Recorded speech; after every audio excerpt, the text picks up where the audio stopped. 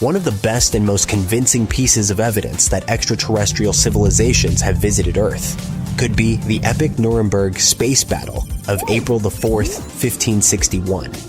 It was recorded either in 1561 or 1566. Different sources provide different information. All the retellings of this story focus on the woodcut picture and a vague summary of events that occurred that day.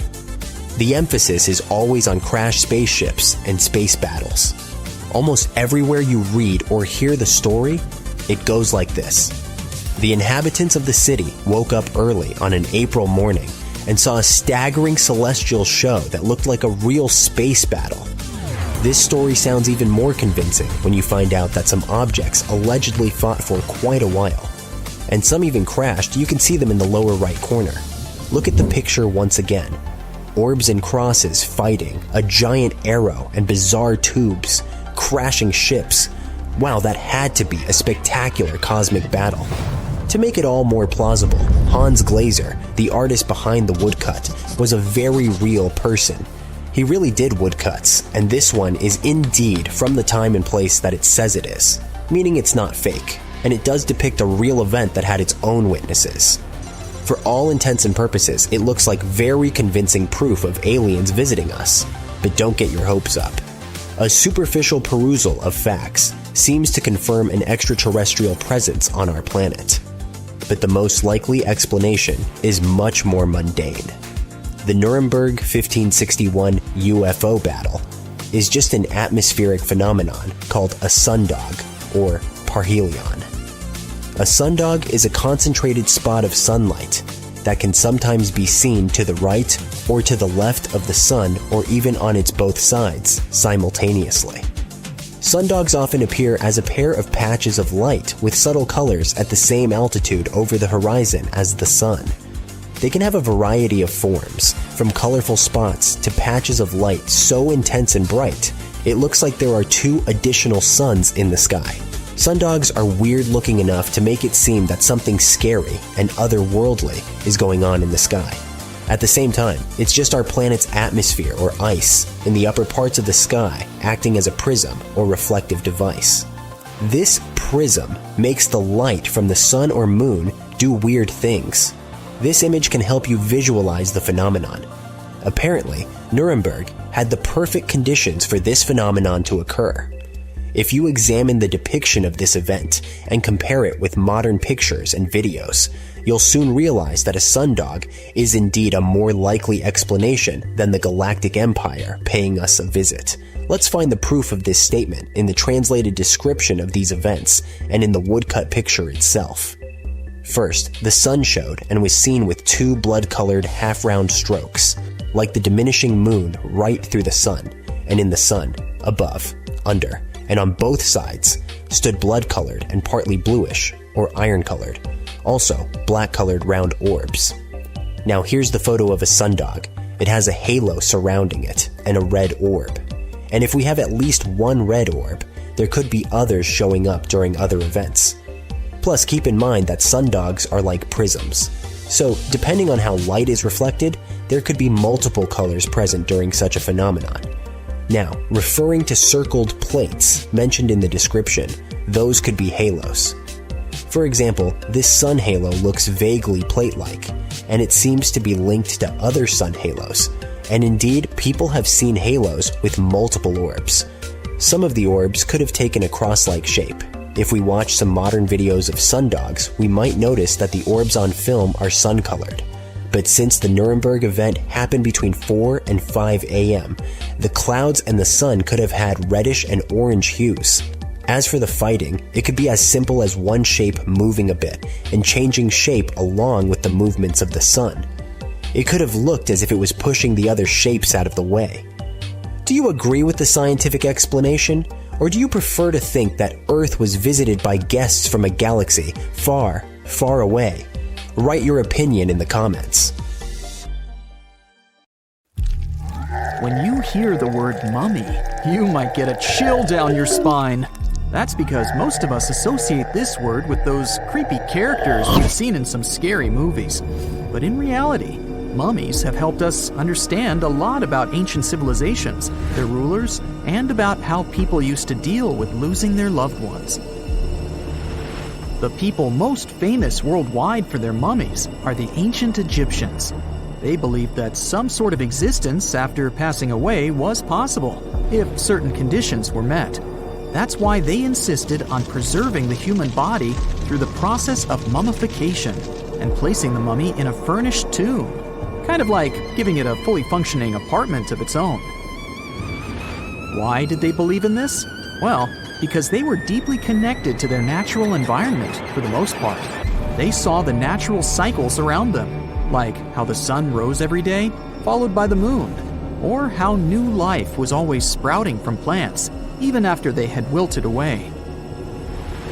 They also believed that the powerful spirit Osiris, who represented the cycle of passing away and resurrection, played a role in this process.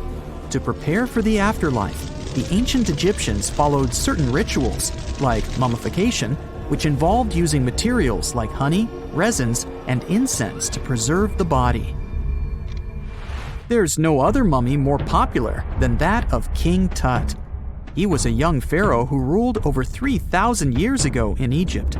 The problem with discovering ancient royal tombs is that most of such burial sites were previously robbed.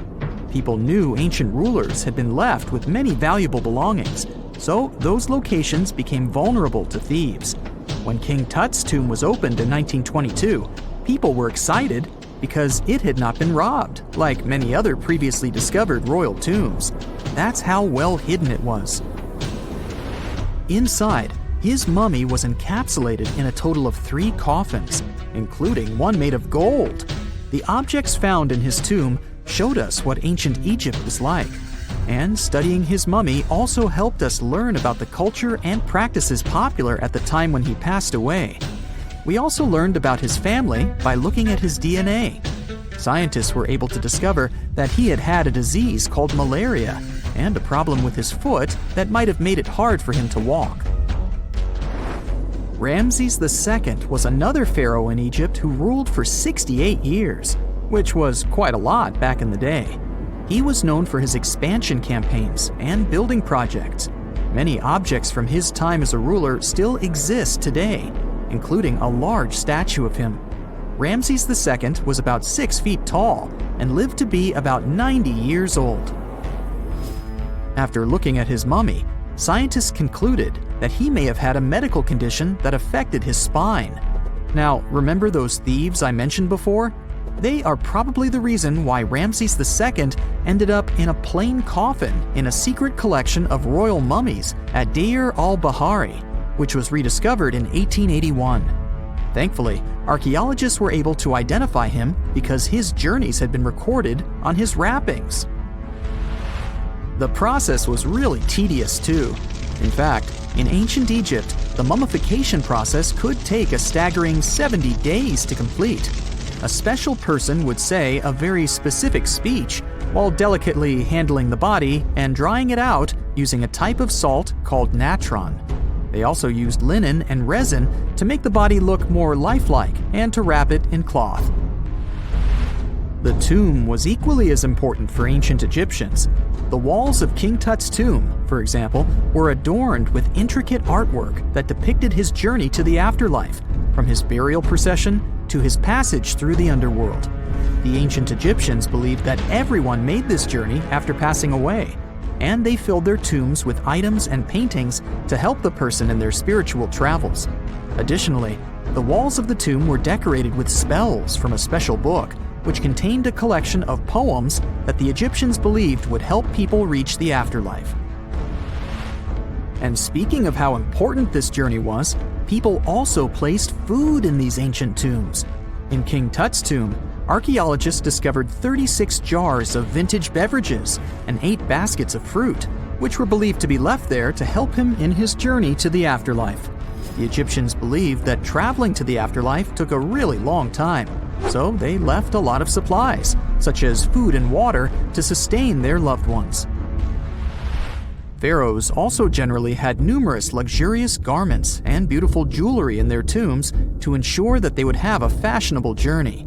These items included various types of linen clothing, such as tunics, scarves, gloves, and headdresses, as well as a lot of gold jewelry with precious stones, like bracelets, buckles, pendants, necklaces, rings, and even precious depictions of insects for protection. Some were also deposited with fans made from ivory and ostrich feathers to keep them cool in the afterlife. Some ancient rulers were even placed in their forever apartments along with boats. For example, Pharaoh Khufu built the Great Pyramid at Giza as his tomb, and a large ship was found inside. King Tut, however, was buried with multiple boat paddles, but no actual boat. Instead, he had 3 chariots and numerous walking sticks made of precious materials, perhaps indicating he'd rather travel to the beyond by land, not by water. Amongst the most interesting objects found near ancient mummies are bottles of oils and perfumes. If rulers were supposed to be fashionable, why not smell nice too, right? Also, some of them had some ancient kinds of board games, most of them made out of precious materials like gold or ivory.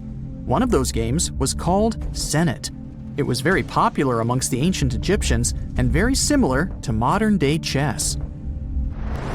The ancient Egyptians may have the most famous mummies out there, but they weren't the first to invent the procedure. In fact, it all started in South America with an ancient civilization named the Chinchorro. As far as we know today, these people were the first to mummify their loved ones that had passed away. They did it somewhere around 2,000 years before the Egyptians started their own rituals.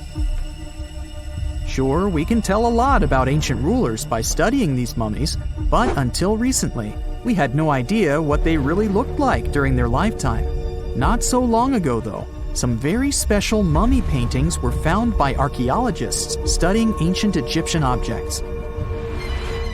These mummy portraits are highly detailed paintings of individuals that were made while they were still alive. Such paintings were often painted on wood, as opposed to the classical portraits we all know about, which are painted on canvas.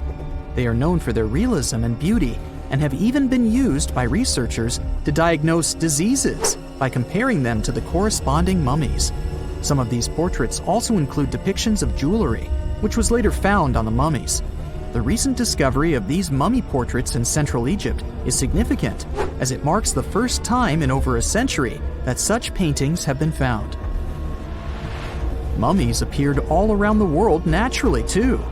Mummification can occur without people intervening because of natural conditions, like extremely cold or hot environments, places with a lack of oxygen, or accidental exposure to chemicals that preserve the body. These conditions don't allow bacteria to grow, resulting in the body remaining more or less intact.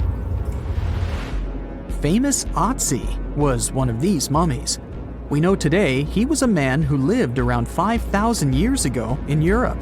But upon his discovery in the Alps in 1991, Austrian authorities initially believed that he was a modern mountaineer because of how well preserved the body was. However, after the Iceman was removed from the glacier, it was determined that he was actually from the Copper Age. Archaeologists have been studying Petra in Jordan for 200 years, and in 2024, they found something they had never seen before. It's a tomb with at least 12 complete human skeletons and artifacts that are over 2,000 years old right in front of the treasury. Bronze, iron, and ceramic items were placed with the deceased, which shows how people honored their loved ones when they passed away. It's a rare chance for scientists to learn more about the Nabateans, an ancient group of Arabian nomads who built Petra. The objects found in the tomb under Petra's treasury are in amazing condition, but the skeletons became fragile because it's damp inside the tomb. They plan to study the remains and extract DNA to see if the people in the tomb were related. While some scientists are solving tomb mysteries, others have trained AI to find new ancient sites for them. They've created an algorithm that works with a special type of satellite imagery. This technique uses radio waves that can peek under things like sand, soil, and even ice to find hidden objects. AI will help search a huge desert on the Arabian Peninsula called the Empty Quarter for archaeological treasures. The lead scientists of the experiment trained the algorithm to recognize hidden locations using data from a site they had found before. The new tech can discover buried structures within 20 inches, which is very precise. Another groundbreaking tech, LiDAR, which means light detection and ranging, helped archaeologists reveal new hidden cities all around the world. LiDAR can see big structures beneath layers of vegetation and map even subtle changes in ancient landscapes. They use it to scan large areas from a small plane flying over places that aren't so easy to study from the ground, like dense jungle.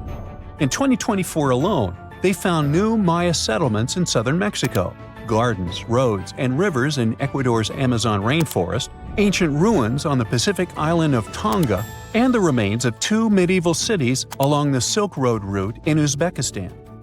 Maybe some smart technology can also explain what Marge Simpson is doing on Earth in an ancient Egyptian tomb from 3,000 years ago. The drawing, featuring a woman with yellow-colored skin, a blue crown, and a green outfit, is alarmingly like the famous cartoon character. If you don't see a resemblance here, I hope you'll at least enjoy an amazingly well-preserved necklace with amethyst and agate beads. It's from another recent find from Egypt, an ancient tomb with 11 sealed burials near Luxor. Archaeologists also found 2 copper mirrors, one with a lotus-shaped handle and the second with a unique design of the deity of the sky, women, fertility, and love in ancient Egypt. The hair of the figurine was originally made from almost 4,000 mud beads. Another awesome find from 2024 is an ancient Greek shrine with intact burials, a sarcophagus, and plenty of gold inside. They think it was built before the year 300 before the Common Era, and the marble lions, also found inside, were made from the same marble as the Parthenon in Athens. Greece is so full of ancient treasures that the city of Thessaloniki will house around 300,000 of those artifacts in their new subway system. Meanwhile, archaeologists in France have found a monument unlike any other, and they can't figure out what it was used for. It's direct proof that people used to live here between the Neolithic and the early Iron Age periods. The coolest part is a monument made of 3 unique shapes that fit together like puzzle pieces. Some gravel found in the monument could mean there used to be a wooden fence called a palisade. People who built it probably used it for protection or decoration. The team studied the layers of soil around the monument to learn more about its origins. The only tools found so far were sharp flint stones, not the cartoon characters, which were used during the Neolithic period. The next step will be radiocarbon dating to figure out exactly how old the site is. Now, the oldest saddle ever found so far was found in the grave of a woman near the edge of the Taklamakan Desert in northwest China. This saddle is the oldest ever discovered. It was crafted from pieces of leather that were sewn together and stuffed with straw and animal hair to make it soft. Now, normally, things made from natural materials like this don't last very long because they rot or fall apart. But the Taklamakan Desert is so dry that it helped preserve the artifact. The herdswoman who used the saddle was buried in her full riding attire, so this proves that not only men used saddles and took part in herding and traveling. Now let's shift to Guatemala, where an ornate jade mask made by the ancient Maya people was waiting for centuries to be discovered. Scientists use radiocarbon dating to figure out the age of the mask. They believe the mask may represent a Maya storm deity, a powerful figure in their mythology. These kinds of masks were often made to honor Maya royalty, and they were placed in the tombs of kings and queens when they were buried. The king's tomb was also decorated with carvings made using tools crafted from volcanic obsidian. After 15 years of searching, scientists may have finally figured out where the altar stone of Stonehenge comes from. They compared the tiny minerals inside the altar stone with rocks from many places in Wales and England and ruled out lots of spots. Then they found the perfect match with a place in Scotland, more than 466 miles away from Stonehenge. This area might even be Orkney, a group of islands in the far northeast of Scotland where a lot was going on during the Neolithic period. The big question now is how ancient people moved such a massive stone so far. The altar stone is over 16 feet long and weighs more than 6 tons. The new theory is that they might have used boats to carry it across the coastline and rivers. Once it was close to Stonehenge, they theoretically dragged it across the land using wooden sleds, ropes, and a lot of teamwork. Meanwhile, in the north of France, an ancient home popped to the surface during the construction of a new house. It turned out to be a luxury urban house for the elite from the 2nd century of the Common Era. The inside of the house was destroyed by a fire, but under the destroyed layer, there are beautiful, real-size fresco paintings. Turkish archaeologists unearthed the arm and foot bones of elephants that lived around 9 million years ago. They also found fossils of early horses, giraffes, and even saber-toothed cats. They've already identified 43 distinct types of animals from this site and collected more than 4,000 fossils. One more cool find from Turkey is a 64,000-year-old workshop inside Enkaja Cave. It looks like people used it for 24,000 years non-stop. There are some tools inside, like flakes and blades, which were made inside the workshop. In eastern Turkey, a farmer accidentally found a 1,000-square-foot mosaic from the late Roman or early Byzantine period just beneath the dirt. Experts say it's a one-of-a-kind thing from this region, and is still in one piece after all this time. The pattern shows dozens of trees, plants, and animals that were found in ancient Turkey. There could be more treasures in the area, so they plan to keep digging. Our final stop will be in Sicily, where archaeologists uncovered a huge ancient thermal complex. Inside, they found 2 rooms with floors covered in colorful mosaic designs, along with a large courtyard surrounded by arched wings. As they kept digging, they discovered more parts of the ancient city. They found new roads and the remains of a huge complex, along with stretches of old stone walls that were part of the city's fortifications. These discoveries are helping scientists imagine what the city might have looked like during ancient times. No one knows for sure whether the bathhouse was built by the Greeks or the Romans, since both civilizations lived in Sicily long ago. They found the tomb of a royal doctor who lived over 4,000 years ago, a man who held pharaohs' lives in his hands. This man knew secrets that only deities and kings were allowed to hear. And yet, when they opened his tomb in 2024, there was no body, just vivid paintings, untouched by time, and cryptic symbols carved into stone. Who was he, and why was he buried with spells linked to a scorpion deity? The tomb was buried deep beneath the sands of Saqqara. The doctor's name was Tetnebefu. He lived around 4,100 years ago, during one of Egypt's most mysterious turning points, right at the edge of glory and collapse. These were the final days of Egypt's Old Kingdom. The sun still glinted off freshly built pyramids, but the shadows were already creeping in. The pharaoh, Pepi II, had ruled longer than anyone before him, 90 years. But by the end of his reign, the country was cracking. The power was slipping, the regional leaders were rising, and the Nile floods grew unpredictable. In this shaky period, the mysterious doctor thrived. His tomb was discovered by a Swiss-French archaeological team in the shadows of old pyramids. The weirdest part was that when they uncovered his burial chamber, they found no body, no golden treasures either. Unfortunately, the tomb had been robbed long ago. But what remained was something even more fascinating: the words and images left on the walls. The paintings are still vibrant, bright colors that somehow survived all those years underground. The walls show jars, containers, strange abstract patterns, and geometric shapes. And then there are hieroglyphs, lines and lines of sacred script carved with precision, like someone had poured their soul into every curve. These inscriptions revealed who Tetnebefu truly was. Turns out, he wasn't just any doctor. He was the conjurer of Serket. Now, Serket was the female deity of scorpions, sacred and terrifying. Egyptians believed she could stop venom, heal bites, and protect the living from toxic elements. The title, Conjurer of Serket, meant Tetnebefu was a specialist in treating dangerous stings and bites.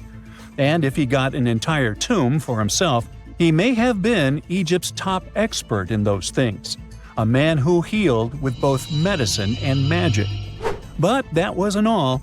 He also held the title Director of Medicinal Plants, a title seen only once before in all of ancient Egypt. That means he knew the healing power of herbs, roots, and oils like no one else. Now you might wonder, what plants in a huge land of sand? But in reality, ancient Egyptians used herbal medicine that would hold up in some labs today. They created pills, ointments, and inhalers. Most often they chose some active ingredient, a flavor to make it easier to take, and something to deliver it into the body. Sound familiar? And yeah, they didn't have many traditional plants, so some of these ingredients were bizarre by our standards, like using crocodile dung and acacia mixed with honey. They even had formulas for anti-wrinkle creams. And apparently, our mysterious healer was also chief dentist. This title is almost never seen in ancient records. Evidence of Egyptian dentists is incredibly rare. Turns out, our ancient genius didn't just fight stings and study plants. He was also trusted with teeth and jaws, which were actually a huge problem in ancient Egypt. These people may have built wonders, but their teeth paid the price. Ancient Egyptians constantly caught grains of sand in their mouths. They often ate grit-filled bread and raw vegetables, which wore down enamel and caused a horrible condition called attrition. This led to tons of problems, including tooth loss. They had to improvise back in the day. For example, crafting the world's oldest known toothpaste from crushed rock, mint, and pepper, which ironically only made things worse for the gums. Or a toothpaste from things like eggshells, pumice, and natron, a salty mineral used for cleaning. They were also inventing mouthwashes from celery, bran, and herbs to ease the problem. Some mummies were even found with crude metal braces and gold wires attaching missing teeth. Though we're not sure if these were for the living, or was it just a nice little addition added as an afterlife gift. So, Teti Nebefu specialized in all these fields. 3 rare titles for one man. Now back in the day, he must have been admired as incredibly knowledgeable. In a world without modern science, he would have been like a sorcerer who knows how some leaf or bark could save a life. That's why archaeologists believe Teti Nebefu wasn't just any doctor. He was, most likely, the royal physician, the one who treated the pharaoh himself. We don't know for sure which king he served. Maybe it was Pepi II, and who knows, maybe that's why the guy lived so long. But if that was the case, Teti Nebefu may have lived through the final moments of the Old Kingdom, watching the Golden Age crumble from inside the palace walls. And then he was buried. The body was looted, or perhaps just lost to time. But the team says they're still studying the tomb, still uncovering the traces of this incredible man. Overall, ancient Egyptians were practicing medicine on a crazy advanced level. Some practices feel familiar even today. They had hospitals, specialists, surgeries, and many more things, even medical schools. Both men and women were allowed to be doctors. They healed with various methods and practiced surgery with actual tools, scalpels, forceps, even sutures. Some doctors treated only the eyes, others the teeth, the stomach, or even what they called the hidden diseases. They knew how to clean and dress wounds, could set broken bones using splints made of wood or reeds wrapped in linen, and even prevented infections. There were even proctologists. They also built the first prosthetics, like a wooden toe with leather straps that help people walk normally again. The oldest known prosthetic is 3,000 years old. Now, the most shocking part is how they actually even tried to remove tumors. A recent study looked at a 4,000 years old skull. It belonged to a man in his 30s. There were signs of past tumors, and around 3 of them, there were marks, surgical cuts made with a metal tool. That suggests someone attempted to remove or study them, maybe treatment, maybe an autopsy. There was another skull of a woman over 50 years old. It also showed similar signs, but with healed fractures from an earlier injury, which is amazing because her treatment might have actually been successful. Being a healer in this society meant something powerful. It meant being a priest, a scientist, and a magician all at once. To ancient Egyptians, medicine was a necessary art, and they treated it with as much reverence as they did their deities. That's because they believed that sickness could be both physical and spiritual.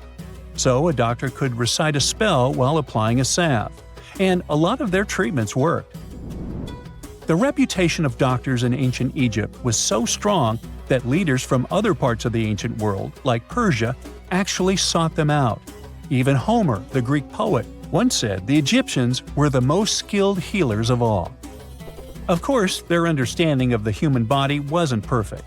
For example, they thought the heart controlled thought and emotion. They also didn't know what the brain really did. But their approach, observe symptoms, diagnose, and treat, well, that's modern medicine. Sure, they prayed over the wound, but they also healed it, didn't they? Their most famous physician was Imhotep. That guy was a true polymath, an architect, priest, and a healer who became so revered he was later worshipped as a deity of medicine. Yep, a human who was so cool they turned him into a deity. He lived 2,000 years before Hippocrates, the so-called father of medicine. And yet, some people joke we should drop the Hippocratic Oath altogether and swear an Imhotepic Oath instead. These people weren't just laying the foundations of pyramids, they were laying the foundations of healthcare. So hi! How about exploring some cool and unusual artifacts from the past? Let's go! Have you ever heard of Chinese magic mirrors? These mirrors were made of solid bronze. They had two sides. The front was a shiny polished surface, similar to our typical mirrors. It was the back that did the magic. When bright light fell on the mirror, it looked as if it was transparent, and the pattern on the back of the mirror got projected onto the wall. The backside could have different designs on it, depending on what its creator wanted to depict. Since the mirror was made out of bronze, no one expected this optical illusion to occur. These ancient artifacts date back to 2900 to 2000 BCE. They became popular in China and were produced in large numbers at the time. Eventually, their fame faded away. For centuries, the magic of these mirrors baffled both people and scientists. In the 11th century, Chinese scientist Shen Ku decided to study the mirrors. He conveniently had 3 of them. He was surprised by the ability of the metal to act as if it were transparent. He believed that some tempering techniques created surface wrinkles on the mirror to make it translucent. Yet these wrinkles were imperceptible to the human eye. It turns out he was right. Many scientists tried to decipher the open mirrors over the centuries, but remained clueless.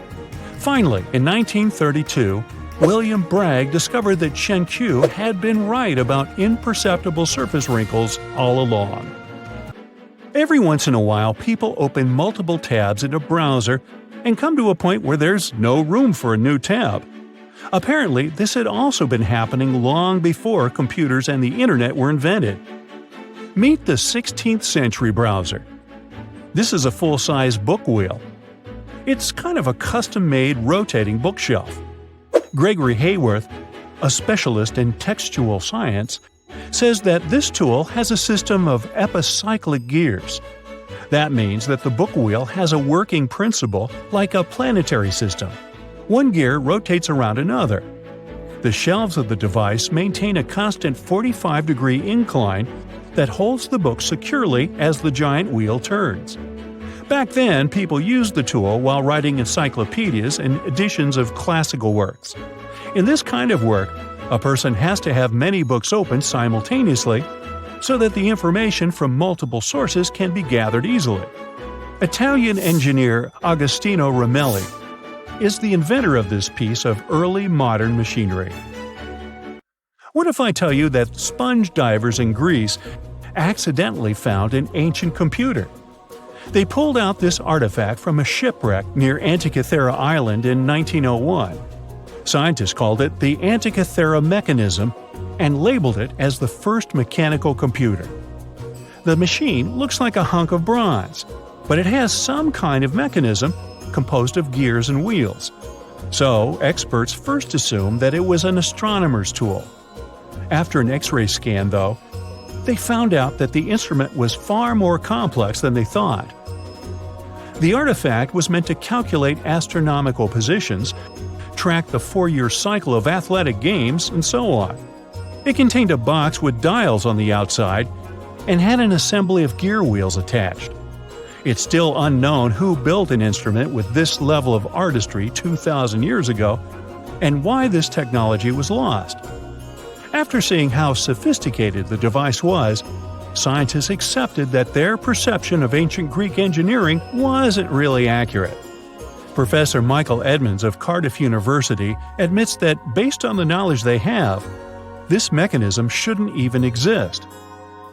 Edmonds says the machine is one of a kind, and its astronomical calculations are precise. For him, the Antikythera mechanism is more valuable than the Mona Lisa. In 1929, scholars working in Topkapi Palace Museum in Turkey discovered a map. It became famous for being the oldest map showing the Americas. Perry Rees drew this detailed map on a gazelle skin in 1513. He depicted Europe, North Africa, the coast of Brazil, and several islands, such as the Azores and Canary Islands. The most exciting thing is that he created the map only 21 years after Columbus had set foot in the New World. Well, it was new to him. Perry Rees was a maritime scholar and a successful naval commander leading the Ottoman fleet. Yet, while drawing the map, he relied not only on his expertise in sailing. He created it by assembling and referring to 20 other regional maps, like the Arab map of India, 4 Portuguese maps, and the map of the western parts drawn by Columbus. Yes, the part he got from Columbus raised the heartbeat of many historians. Columbus drew a map during his 3rd voyage to the New World and sent it to Spain in 1498. It's assumed to be lost. Surprisingly, historians can now understand what Columbus noted down by looking at Perry Rees's map. Fun fact, he also drew another world map in 1528. Even though only about 1/6 of this map has survived, it's clear that it described the northwestern part of the Atlantic, the region from Venezuela to Newfoundland, and the southern tip of Greenland. The map also showed Antarctica centuries before its discovery. Historians had to rethink the chronology of history after getting this crazy information. Perry Rees described Antarctica's topography without ice in great detail. In the 1930s, workers found dozens of stone spheres in Costa Rica. Locally, they're known as bolas de piedra, literally stone balls. They were made by a civilization lost in time. What's interesting about these balls is their shape. They are perfectly spherical. How ancient people could make such precise shapes is a mystery. The spheres are of different sizes. Imagine a small one, like a tennis ball. Then put another one next to it, 7 feet in diameter. The largest spheres weighed 16 tons. Archaeologists are sure that these balls are human-made. Yet their purpose remains unclear. Some archaeologists claim that the spheres could represent the solar system or could be inspired by various stages of the sun and the moon. Others say that the stone's placement refers to the houses of chiefs. Most of the stone spheres were sculpted from granodiorite. It's a hard rock similar to granite. Experts believe that ancient people used smaller rocks from the same material as tools to shape these spheres. They also think that sculptors probably heated portions of the stones and then cooled them rapidly. This could have helped them to remove the outer layers of rock. Our next one is an ancient battery set found in Iraq in 1936. The set consists of a ceramic pot, a copper cylinder, and an iron rod. At the top, the iron rod is isolated from the copper by asphalt, and both the rod and cylinder fit inside the mouth of the jar. The copper cylinder isn't watertight, so if the pot was filled with a liquid, it would surround the iron rod as well. Archaeologists focus more on the oxidized iron rod because the vessel just needed to be filled with an acid or alkaline substance to produce an electric charge. After examining this bizarre artifact, an Austrian archaeologist hypothesized that the instrument made use of chemical reactions to generate electrical energy. That's why they likened the instrument to a battery. An ancient civilization might have used it for some kind of electrotherapy. Yet there isn't any electroplated object known from this period. So Koenig's hypothesis was rejected by many archaeologists, but nobody has proven him wrong either. The origin and purpose of the vessel remain unclear to this day. So, want to see the world's oldest art studio? In 2011, archaeologists found 100,000-year-old shells in a South African cave. Those shells were used for paint making. A coating of bright red powder on the inside of a pair of shells is the proof. Archaeologists say they found a complete kit used to produce a pigmented mixture. Now, in a different part of the cave, several paintings were displayed with little price tags on them intended for sale. Nah, just kidding. Although that big one over there would look good over my couch. So looky here, scientists discovered ancient artifacts near King Tut's tomb. Turns out his VIP final resting place looks more like a public graveyard with about a dozen wooden coffins that's been there for around 3,600 years. Okay, I might have exaggerated a tad. The 11 tombs weren't exactly right next to King Tut, but they were close, near the same city of Luxor. New findings in Egyptian tombs can help us piece together what life was like in ancient Egypt. And guess what? Ancient Egyptians seem to have been remarkably like us, modern humans. Say, the women have always loved jewelry, and archaeologists retrieved a beautifully made necklace with 30 amethyst beads and 2 agate beads, plus a hippo head amulet. Bet it was all the rage back then. Researchers also discovered 2 copper mirrors. One had a handle shaped like a lotus, and the other was decorated with Hathor, the ancient Egyptian deity of the sky, women, fertility, and love. These recent excavations near Tutankhamun's burial site led to another jaw-dropping revelation. For the first time in thousands of years, fragments of Queen Hatshepsut's Valley Temple were uncovered. This fearless woman was thought to be the second female pharaoh, who ruled with both courage and wisdom, leaving a legacy as solid as the stones themselves. Her temple, hidden for ages, opens a window into a time filled with power, intrigue, and spiritual devotion. Archaeologists found over 1,000 beautifully decorated stone blocks on the outskirts of Hatshepsut's funerary temple. There were very few women who managed to take the throne in ancient Egypt. Another tomb was found nearby, and it belonged to the overseer of Queen Teti Sheri's palace, whose name was Jehuti-Mez. Queen Hatshepsut seems to have even more tombs, aces up her sleeve. These tombs were carved into the rock instead of being built as pyramids, showing a unique ancient perspective on how to protect the soul in the afterlife. Experts managed to retrieve some cool ancient pieces from the site. Toys made of clay, mummy masks, winged scarabs, and some amulets. Sadly, there surely used to be way more artifacts, but over the last centuries, there have been people other than archaeologists to stumble upon this site. It's likely that looters got to these tombs before them and may have taken some valuable items. But they did leave behind some cool stuff for the researchers, like pottery used for offerings of bread and meat, along with archers' bows that connect the tomb's owners to the Egyptian military. Meanwhile, soul protection is way more important than you might think, especially if you're roaming around Luxor looking for ancient secrets. You aren't scared of King Tut's curse, are you? Let me tell you what happened to those who weren't scared, but promise me to take it with a dash of salt, okay? For years, Egyptologists, especially those who believed in paranormal activity, were convinced that there was an unsettling curse surrounding Tutankhamun's archaeological discoveries.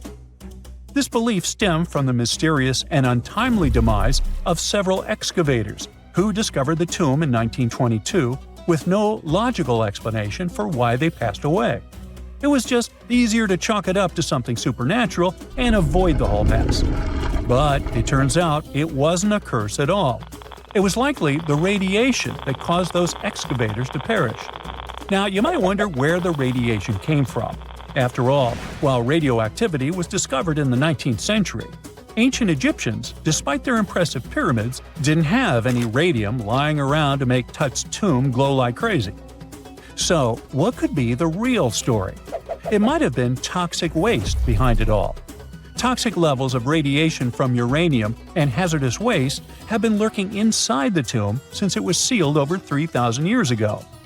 The burial chamber of Tutankhamun's tomb reportedly has such high radiation levels that anyone who steps inside could easily end up with a fatal dose of radiation sickness or an incurable condition.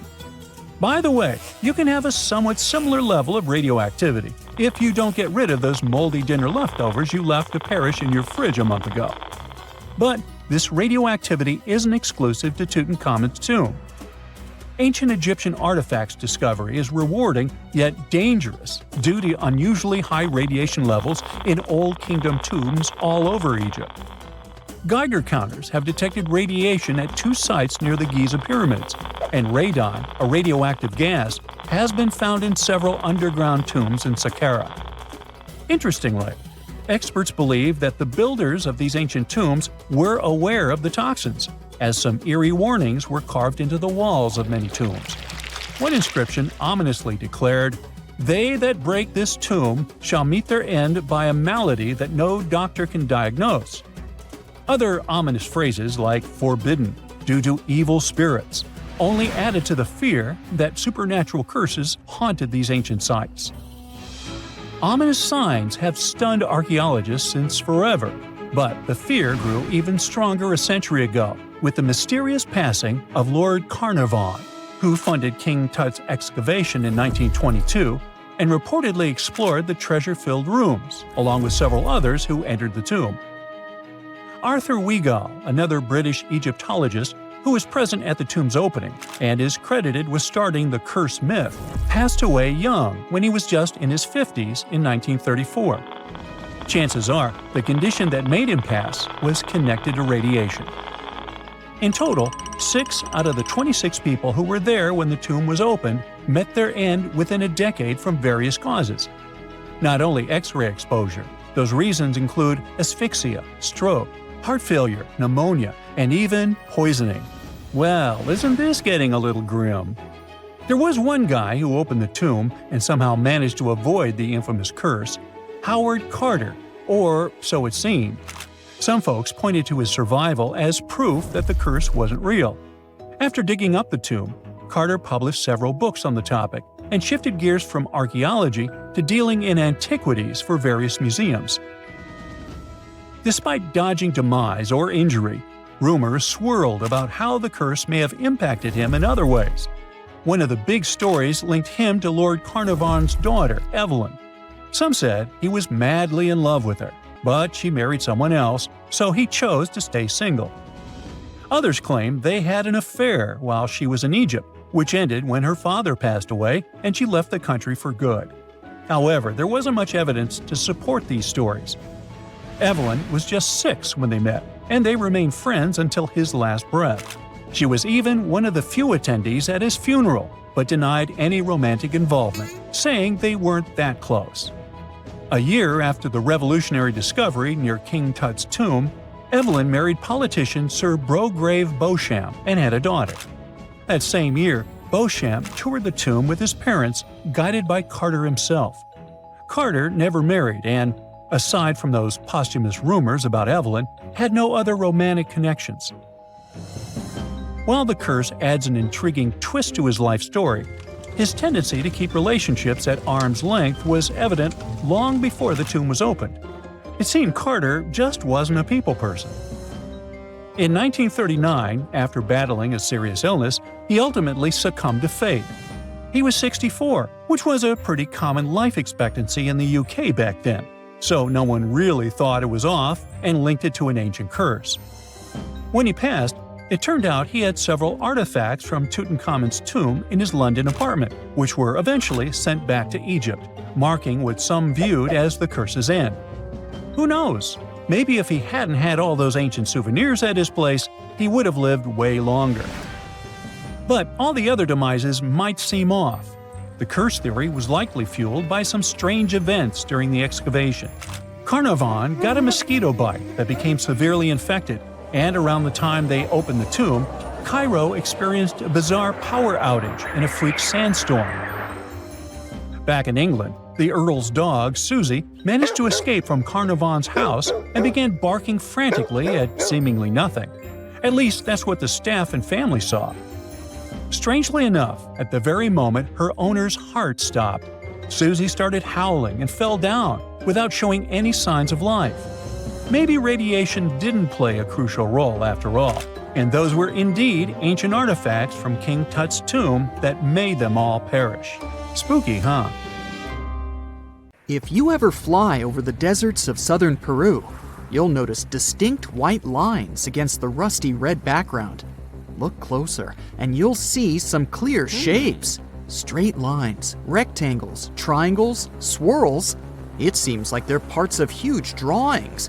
You notice a monkey, a whale, a condor, a hummingbird, and whatnot. The lines were created more than 2,000 years ago by the people of the Nazca culture. Thanks to a dry climate and strong winds in the desert, most of the Nazca lines are visible today. To create them, the Nazca people removed the top layer of pebbles and revealed the soil beneath the ground.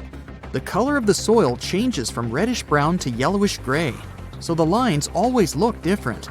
It looks like the creators of the lines started with small-scale models and increased the proportions to create full-scale designs. Scientists have tried to decipher the meaning of the Nazca lines ever since they were first discovered in the 1920s. But the first mention of the lines was actually much earlier, in the 16th century Chronicle of Peru, where they were described as trail markers in the desert. Since you can't really study the lines and their symbolism from the ground, the lines became world famous only in the 1930s with the advent of commercial planes.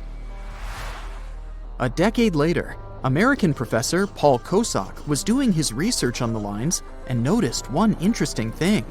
When he looked up from the line, it was pointing directly at the setting sun. It happened one day after the winter solstice, and the scientists concluded that the lines must be the largest astronomy book in the world. German scientist Maria Reiche, who got the nickname the Lady of the Lines, supported the theory that the geoglyphs served as a calendar and had some sort of astronomical purposes. She dedicated 40 years of her life to studying the lines and swept them inch by inch. She also moved into a small house close to the lines to protect them from unwanted visitors. Then in the 1970s, American researchers called the astronomy-related theory into question. They noted that in a region like Nazca, one of the driest places on Earth with only around 20 minutes of rain per year, water is a real treasure, and the straight lines and trapezoids must have had something to do with it. They could be pointing at locations for rituals that the local people organized to obtain water and make crops more fertile. The images of animals in the Andes region are also related to water. Spiders are thought to be a sign of rain. Hummingbirds stand for fertility, and monkeys living in the Amazon symbolize an abundance of water. In more recent years, the Nazca lines have become the research ground for archaeologists from Yamagata University. They're using high-resolution aerial photography and drones to discover and catalog geoglyphs. The team has identified a total of 358 geoglyphs so far, and 168 out of them in 2022 alone. They found images of humans, camelids, birds, orca whales, cats, and snakes, most likely created between 100 BCE and 300 CE. Some of the images are around 10 to 20 feet long, so it's no wonder no one was able to detect them before.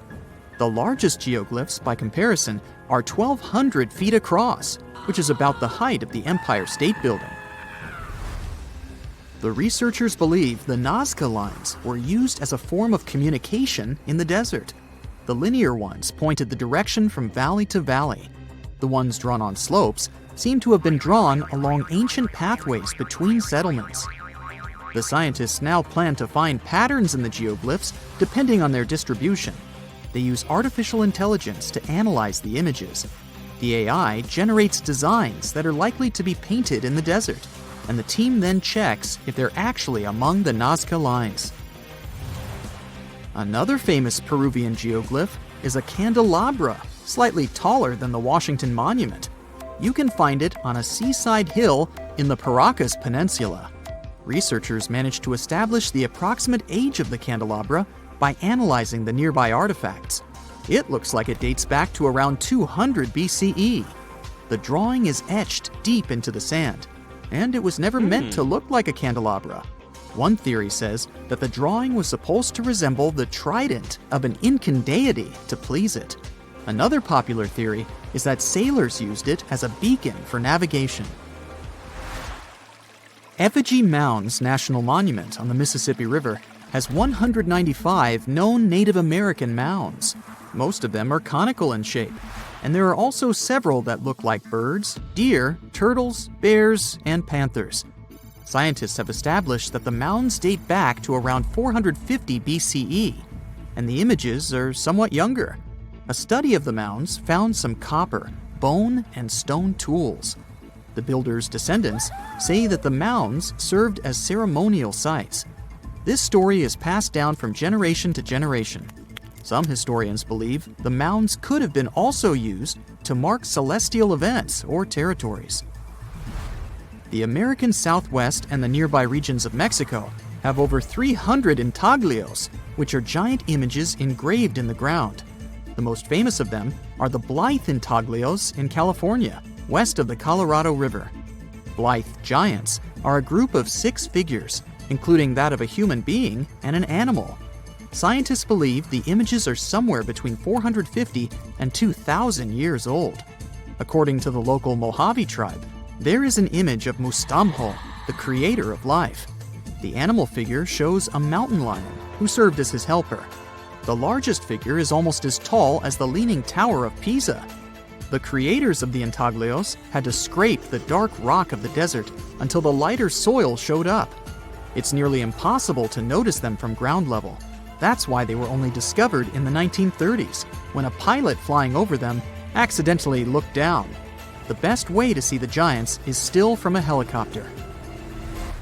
Kazakhstan can boast its own Nazca lines, a cluster of around 260 earthworks in the north of the country. The steppe geoglyphs are a variety of geometric shapes, including squares, crosses, circles, and a 3-pronged design. The creators of the images used materials such as dirt, rocks, and lumber to build them out of the ground. A local economist first spotted the geoglyphs while browsing Google Earth in 2007. Archaeologists suppose that the structures go back 8,000 years, but they still don't know who built them or why. One theory says that the lines helped track the sun's movement. NASA got interested in the discovery since the lines are much older than the ones in Peru. They took photos of the steppe geoglyphs from space, trying to solve their mystery. Another fact that makes the lines so special is how huge they are. One of the largest of them has sides as long as an aircraft carrier. The only humans who could have built them must have been the nomadic Stone Age tribes, but it's unlikely that they had such advanced tools. If they did, that would mean that archaeologists need to rethink the abilities of our long-ago ancestors. Organizing such a huge amount of people to work together on a complicated project is an amazing feat. Although the white horse on a lush green hill in Oxfordshire, England, could easily pass for modern art, it's actually one of the most ancient geoglyphs. It was created between the Bronze and Iron Ages and is the oldest chalk-cut hill figure in Britain. Whoever created it had to remove the turf to reveal the chalky white part of the soil. Scientists can only guess why this piece of art was created. It could have been a fertility symbol or a way to mark territory. Aerial images prove that the horse has changed over time because of the soil. It took several centuries to reveal a larger horse-like shape that lies under what we see now. Miles and miles of yellow sand, treeless mountain ridges, and scorching hot sun over your head. And suddenly, something you'd never expect to come across in a barren desert. A small group of overexcited people. They're as happy as you would be if you'd won a lottery. They've just found an ancient tomb, once flooded with its walls in bad shape. But the stuff they discovered inside proves that this is the burial site of one of Egypt's most mysterious pharaohs. Historians have been hunting for his tomb for years, but no one expected it to hide ancient treasures. Fast forward. After careful examination of the site, Egyptian officials have announced the discovery of the tomb of King Thutmos II. It's the last missing tomb from Egypt's 18th dynasty. And this is also the first royal tomb found since King Tutankhamun's was discovered in 1922, in more than 100 years. A team of Egyptian and British archaeologists found the tomb in the Theban Mountains area, west of Luxor, near the famous Valley of the Kings. Before this, the site was only known as Tomb C4, but during their excavation, the team found clear evidence proving it belonged to King Thutmos II. Archaeologists actually found the entrance and main tunnel leading to the tomb in 2022. But at first, they thought it belonged to a queen because it was near the graves of Thutmos III's wives. It was also close to Queen Hatshepsut's tomb. Originally, it was prepared for her when she was just a royal wife. But everything changed when she became pharaoh. But we'll talk about this twist of fate a little later. But soon they realized that their discovery was much more significant. They found alabaster jars with Thutmos II's name and the words "deceased king" written on them. That's when they realized that the tomb was actually his final resting place. Sadly, Thutmos II's tomb has seen better days. According to the head of Egypt's antiquities sector and the leader of the Egyptian excavation team, the tomb suffered major damage from ancient floods not long after the pharaoh's death. Water swept through the burial chamber, likely destroying or displacing many of the original artifacts. Much of what had been once inside the tomb was moved elsewhere in an attempt to salvage it. The researchers found out that the tomb had a basic design, with an entrance, a sloping main corridor, and a burial chamber. The corridor was coated in white plaster and rose about 4.5 feet above the floor of the burial chamber. A large staircase and a very large descending corridor of the tomb indicated its grandeur. It took the team a long time to navigate through, though, as the tomb was blocked by flood debris and collapsed ceilings. Only after crawling through a 32-foot passageway with a small 16-inch gap at the top, the worst nightmare for those of us with claustrophobia, were they able to reach the burial chamber. There, they were in for another surprise. They cleared the debris, expecting to find the crushed remains of a burial beneath. But the tomb turned out to be completely empty, and it was not due to robbery. It had been deliberately emptied. The researchers soon realized that the tomb had been flooded since it had been built underneath a waterfall. It happened just a few years after the king's burial, so the contents of the tomb were moved to another location. That's why there was a second corridor in the tomb. It was most likely made to help remove King Thutmos II's body from his flooded tomb. Despite the damage, the excavation team made some really exciting discoveries.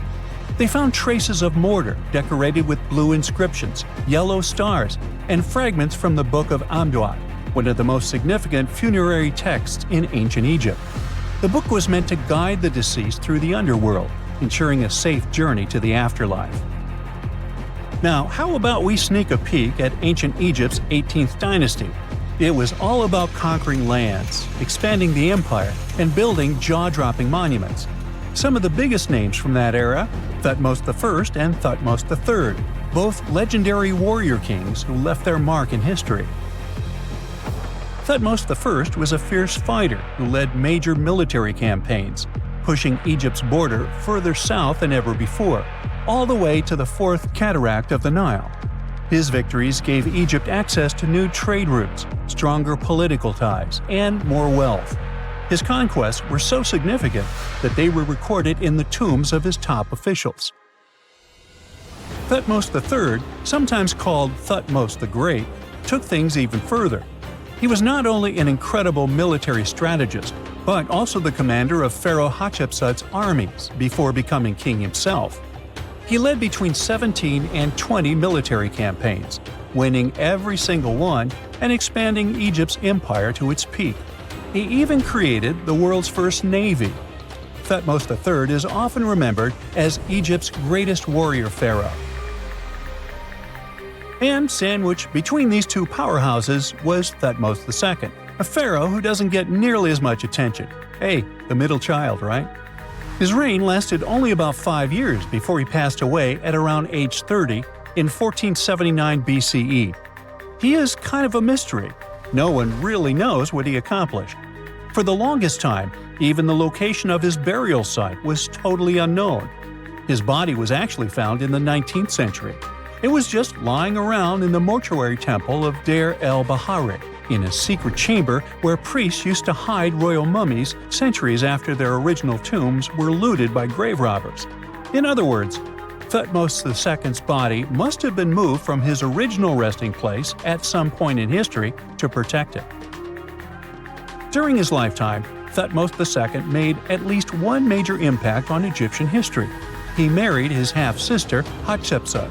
That might not sound like a big deal, but it helped her become Egypt's greatest female pharaoh after he passed.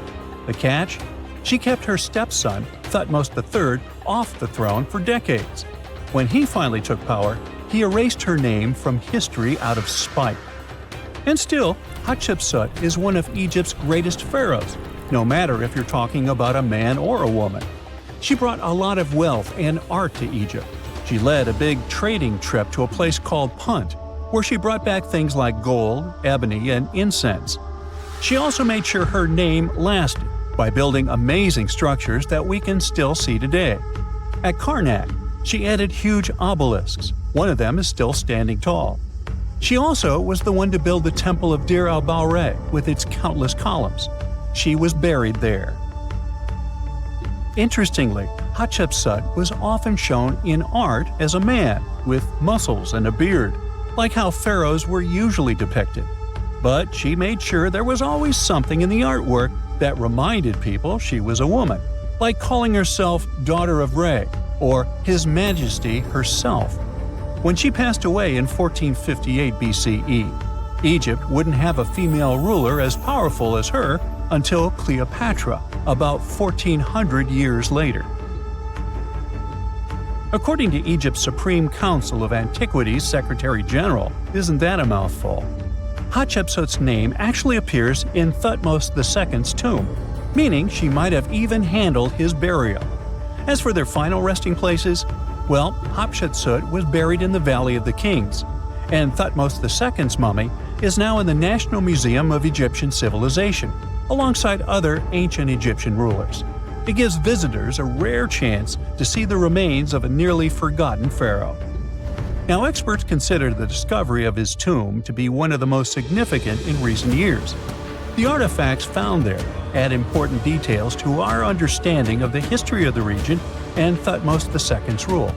And even though the tomb's design is fairly simple and follows the same architectural style preferred by later Egyptian rulers, its historical importance is undeniable. In any case, the mission isn't over yet. Archaeologists are now focusing on solving another mystery. Where did the rest of the tomb's contents end up? The team is determined to continue their search. Who knows what other secrets they will uncover that have remained hidden beneath the sands for thousands of years. Well, there you are. The sun is scorching, you're thirsty.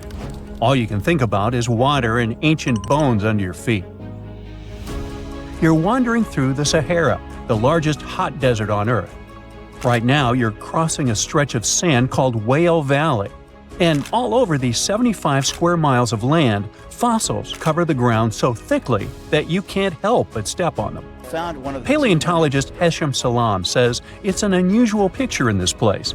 The bones are poking right out of the cliffs, as if they're calling to you to come check them out.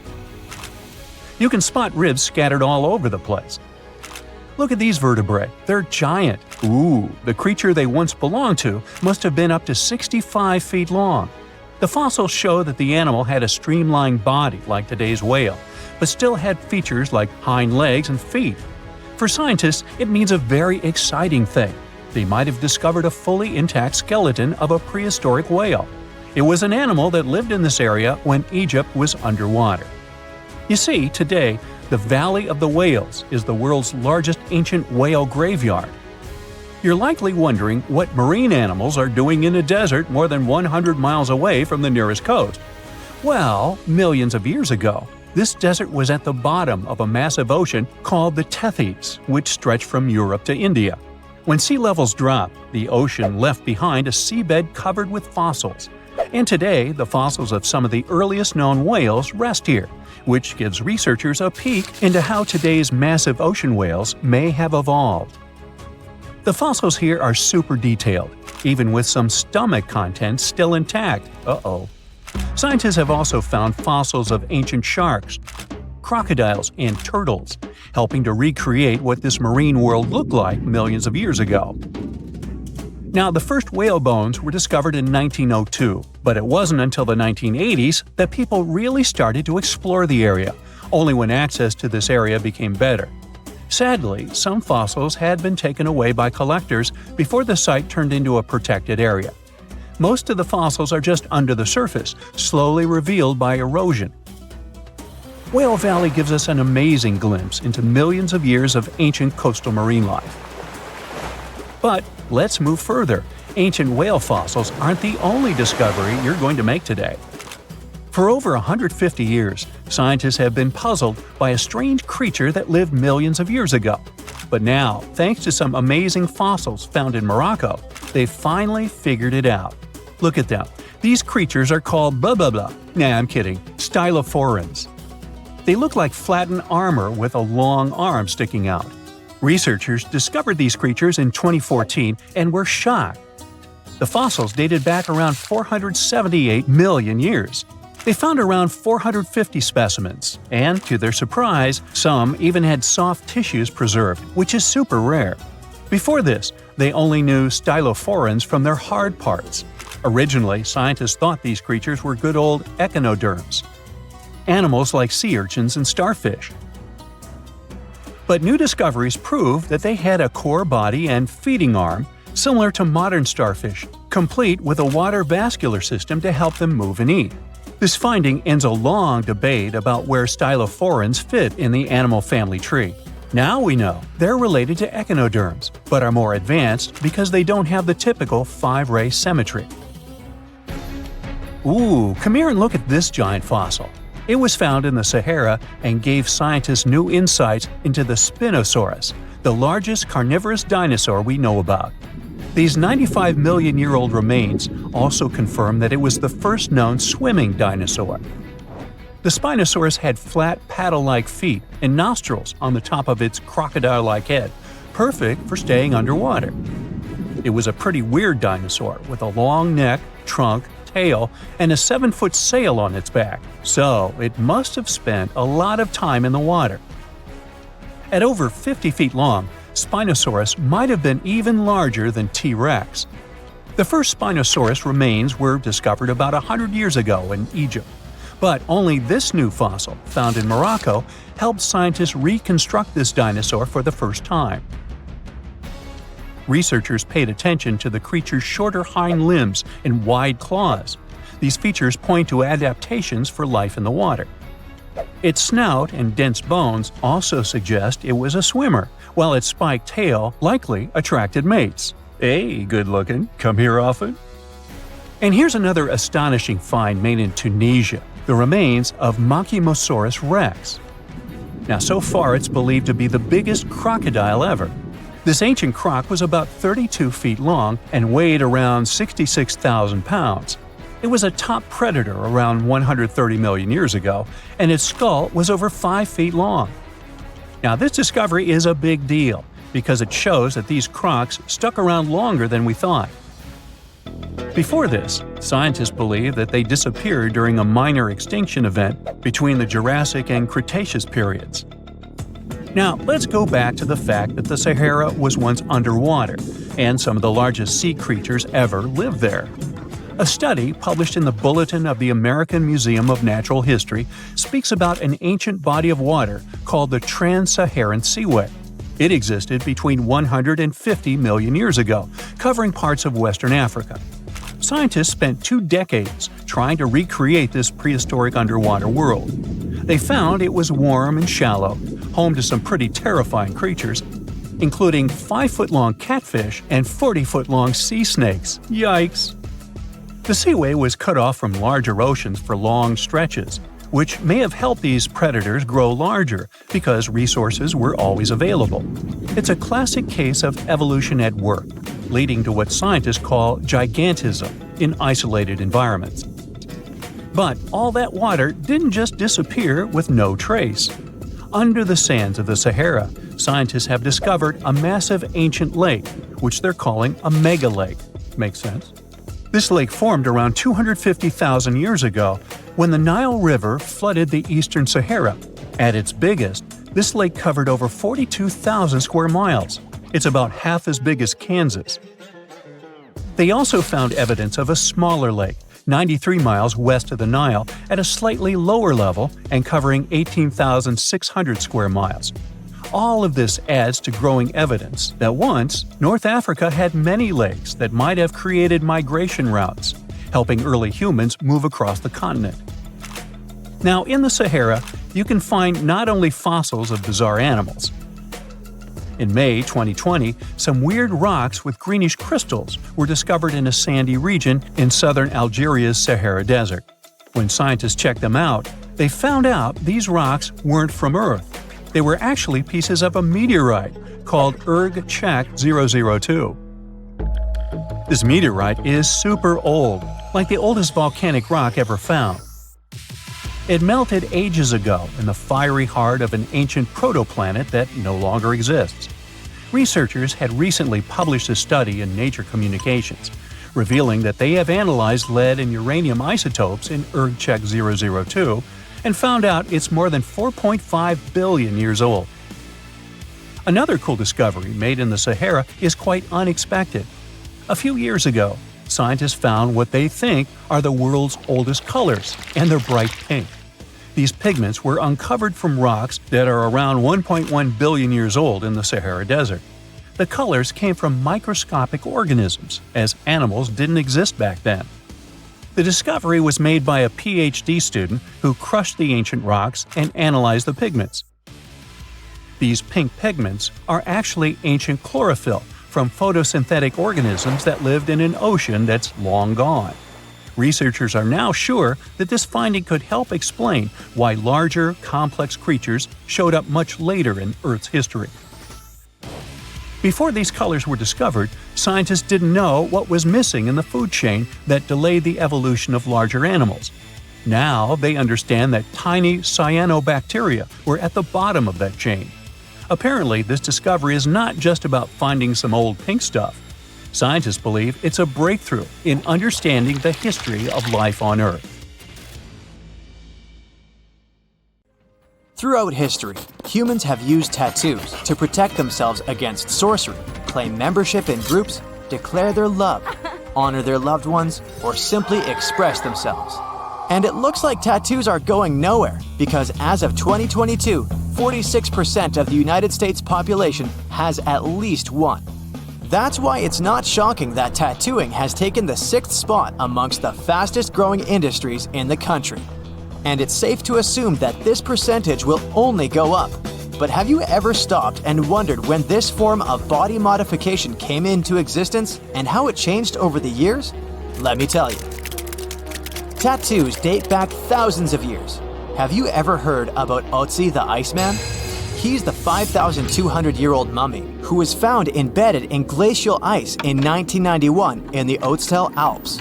Yep, that's how he got the nickname Otzi. The reason I'm talking about him now is that he holds the record for the oldest tattoos in the Guinness World Records. He had 61 markings across his body that are considered to be tattooed by the experts. These markings are composed of vertical and horizontal lines which were created from fireplace ash or soot pigment. Otzi, however, was not trying to express his true self with them. When they examined Otzi's bones in detail, they noticed that there was age or injury-related degeneration on the tattooed areas of his body.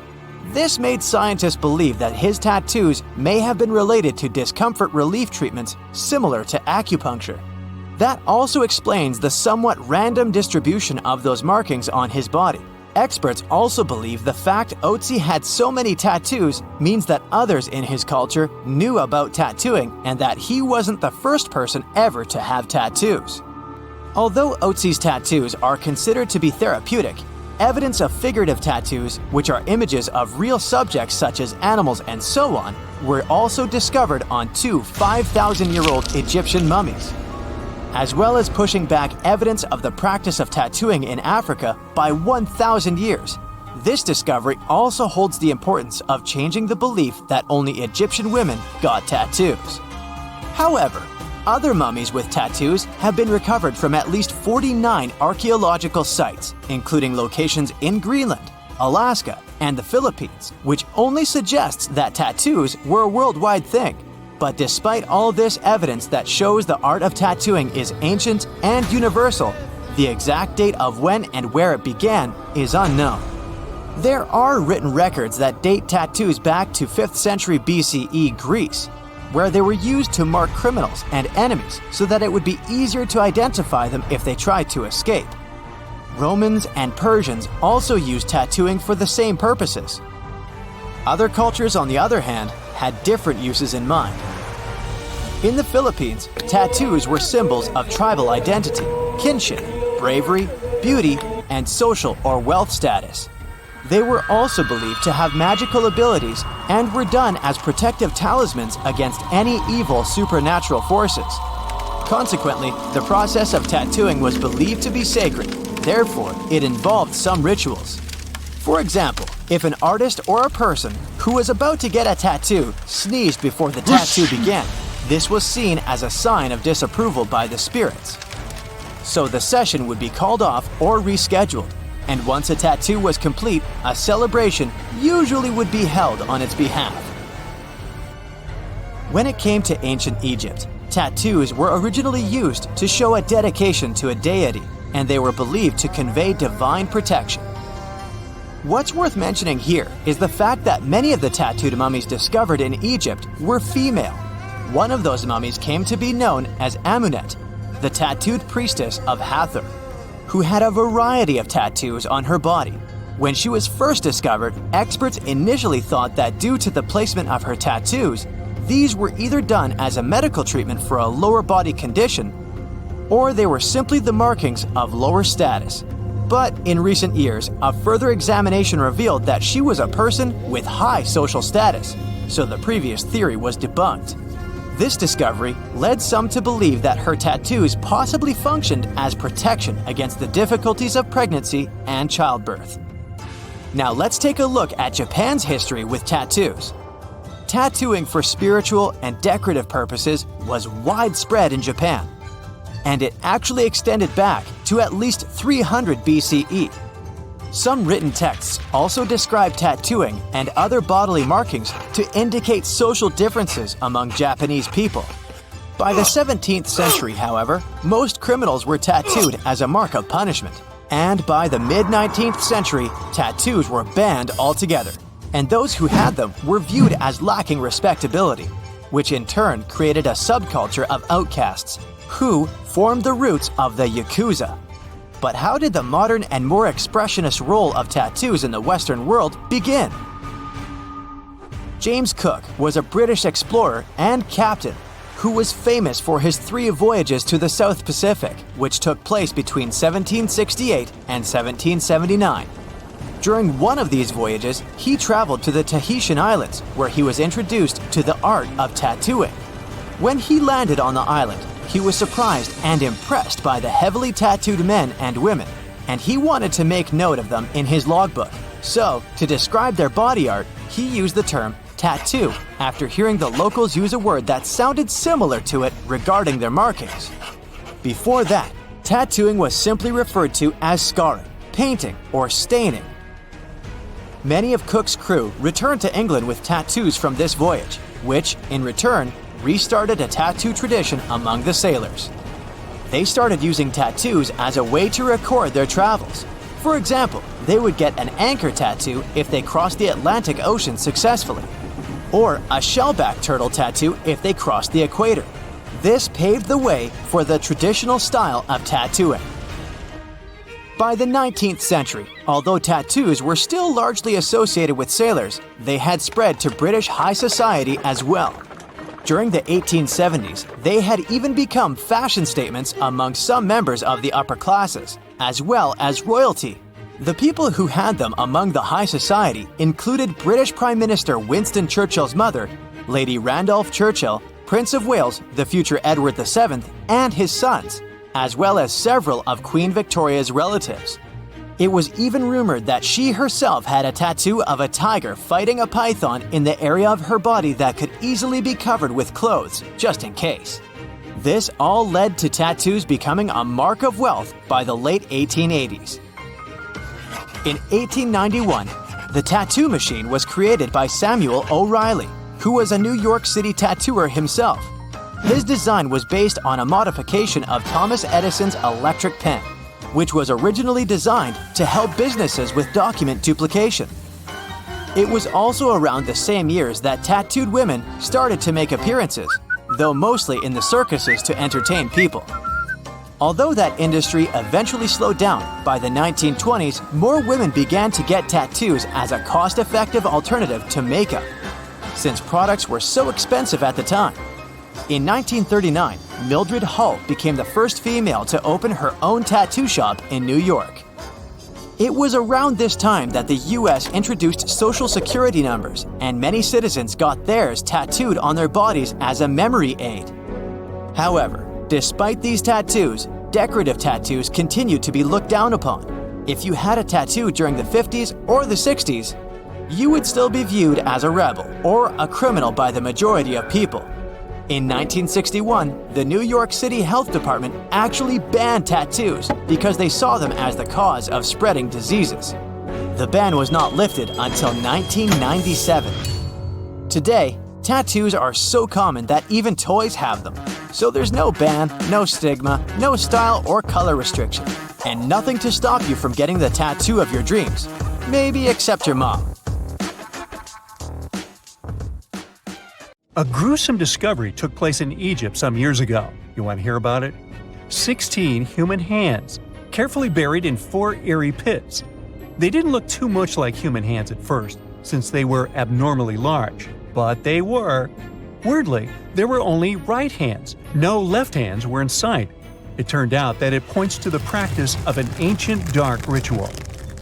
Old Egyptian art and tales talked of a ceremony where warriors would present the right hand of their adversaries as proof of victory and ask for gold in return. Egyptians believed in the afterlife, so cutting off someone's hand meant you cut off their power eternally. Guaranteeing this type of defeat was interesting to the winning party. Here, the fight was between Egyptians versus Hyksos, who lived in what was once known as Canaan. Egypt has always been the center of some history-changing findings, and some time ago, this papyrus was found. If we stretched it open, it would be just a tad bigger than the height of a skyscraper. The world's tiniest skyscraper, which is located in Wichita Falls, Texas. When humans didn't write on their notes app, they wrote on this thing, made from the medulla of a papyrus plant.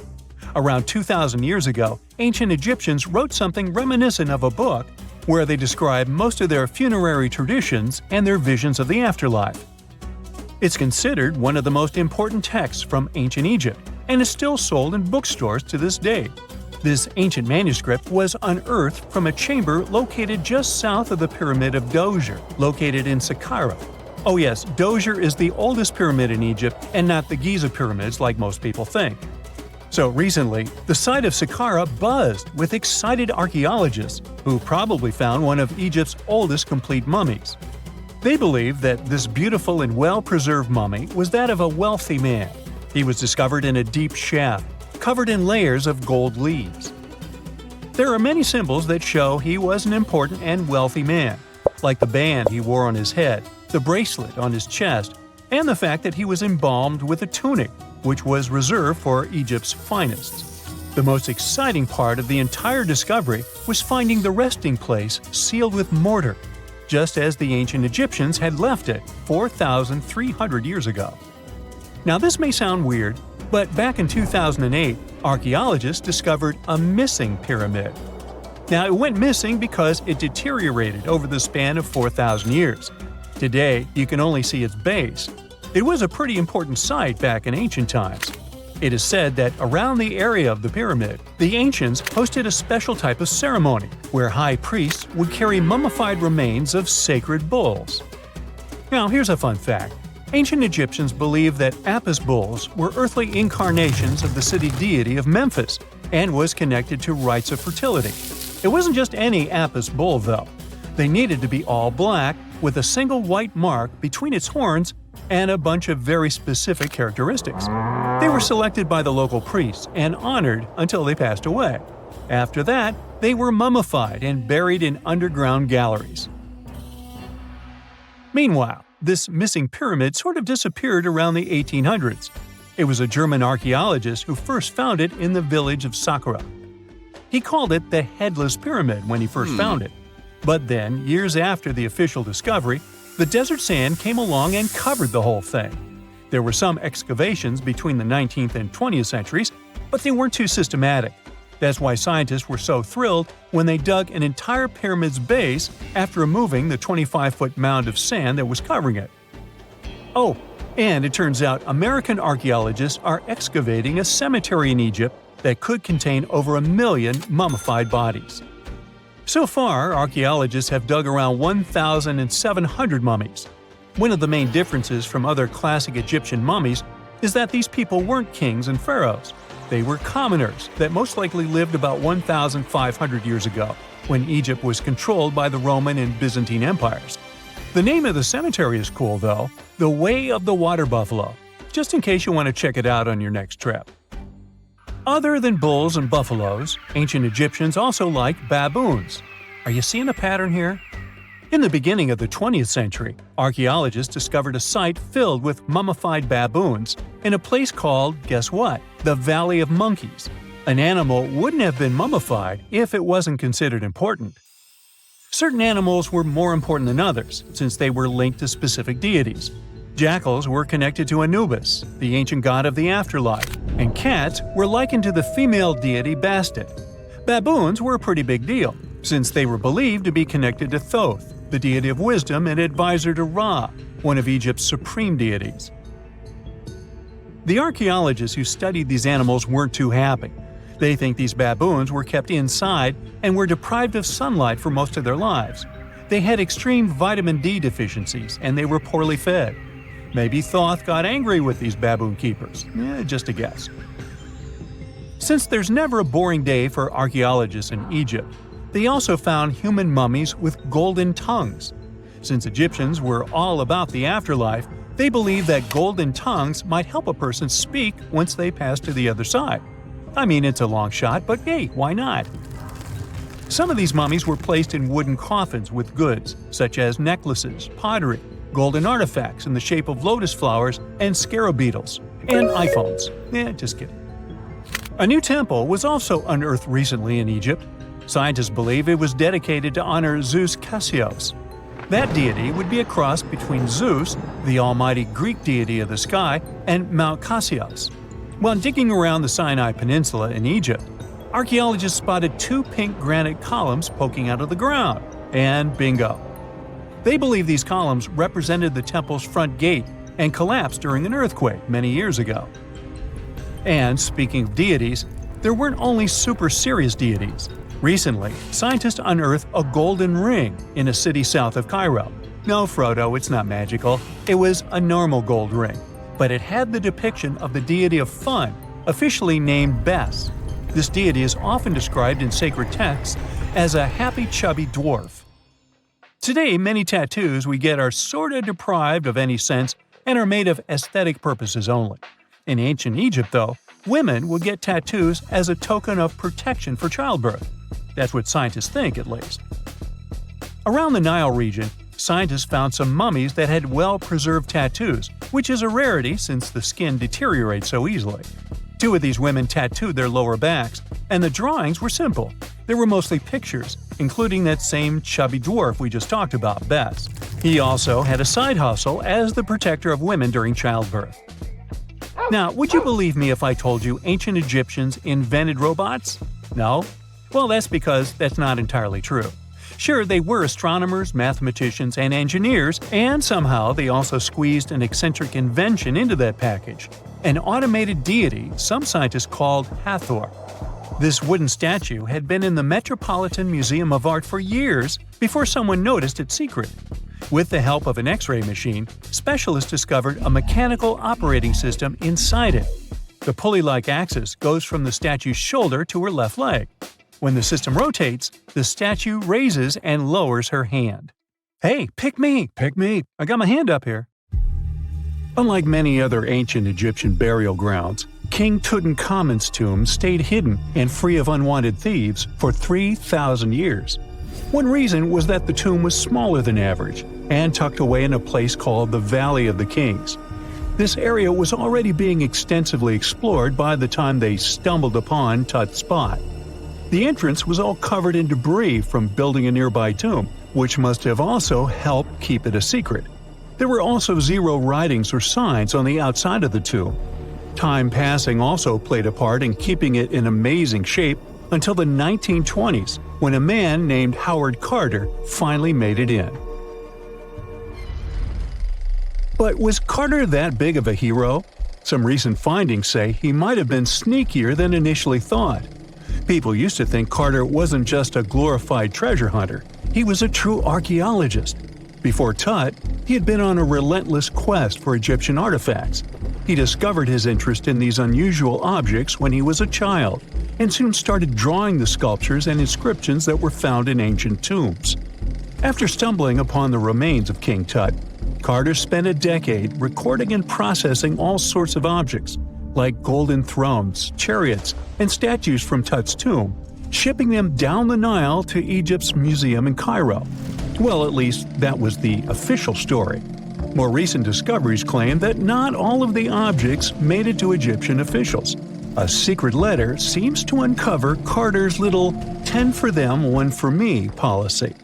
The letter in question was sent to Sir Alan Gardiner, a philologist and friend of Carter's, dated from 1922. In these writings, Carter mentioned having found the tomb and was asking his buddy for some advice. In another letter from 1934, Gardiner seems to be thanking Carter for an amulet, which was sent to him as a thank you gift. Carter was adamant that it didn't come from Tut's tomb, but evidently it did. Even the British director of the Egyptian Museum was onto Carter's sneaky endeavors, but couldn't prove it. He compared Gardiner's amulet to others from Tut's tomb, and lo and behold, they were a perfect match. Gardiner was so disappointed to have been put in such a sticky situation that he vented to Carter in another letter. Deciding to be a good friend, Gardiner didn't throw the famous archaeologist under the bus.